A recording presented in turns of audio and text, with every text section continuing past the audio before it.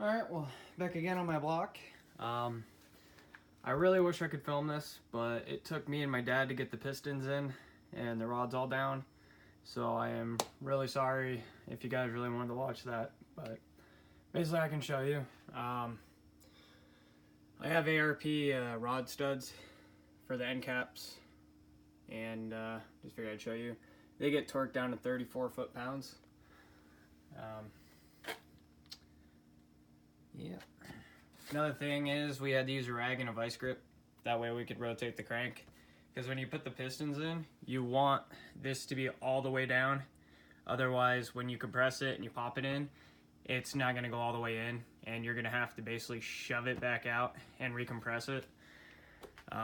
What I used was just a generic Harbor Freight type ring compressor. So when you get your rings on and you get them everywhere in the right orders that you got, you'll just put this on the piston head, leave a little bit of a gap, and just tighten it down as tight as you can get it. And what I had to do was have my dad hold this and make sure that when I pounded it into the block using a rag with a wooden handle on the top of the piston, that way you don't damage anything. Basically, you only get one shot. And while he was holding this, make sure it doesn't go anywhere or flare out or bounce up, I was popping the piston in. That's why we couldn't film it.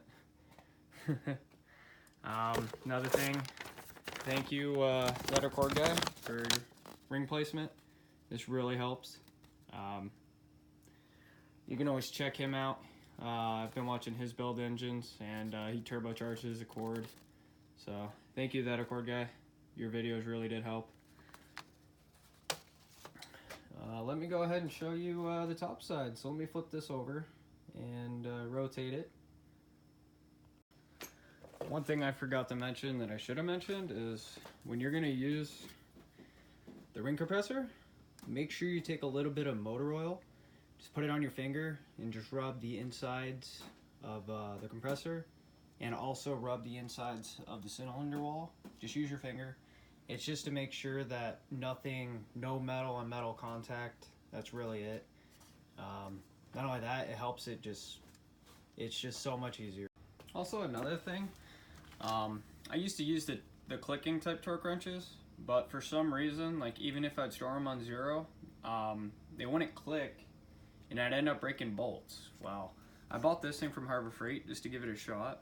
And what it is, it's a digital attachment to basically turn any ratchet that you got, or breaker bar or whatever, into a torque wrench. And I gotta say, I've been using this thing for 4 years now, and it has not failed me. This thing is like, it's genius. When you get it close, it'll start beeping, and then when you're perfect, it will flatline. And it will read any, if you can do the lightest one, like 5 foot-pounds, it will read it.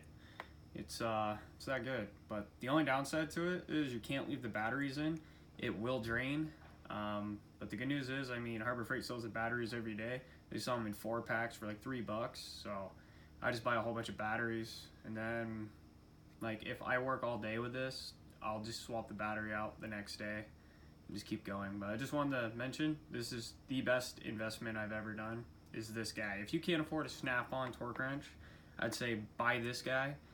He's probably just as good. And yeah, this is all I'm using to torque all my bolts down. This is it.